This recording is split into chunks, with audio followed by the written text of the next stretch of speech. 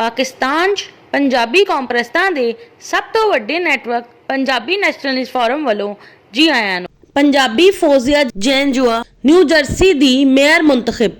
पाकिस्तान की 60% आबादी पंजाबी होने के बावजूद पंजाबी साम्राज पाकिस्तान ते कब्जा नहीं कर पा रहा।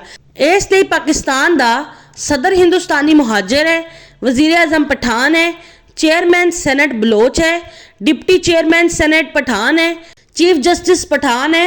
पाकिस्तान के सब तो वड्डे शहर कराची का मेयर हिंदुस्तानी मुहाजिर है, लेकिन पंजाबी साम्राज का इंग्लैंड ते स्कॉटलैंड के बाद अमरीका ते भी कब्जा शुरू हो गया है। पंजाब के इलाके चकवाल की पंजाबी फौजिया जंजुआ न्यू जर्सी की मेयर मुंतखब हो गई है। याद रहे कि इंग्लैंड का वजीर आजम ऋषि सुनाक ते स्कॉटलैंड का वजीर आजम हमजा यूसुफ दोनों पंजाबी ने।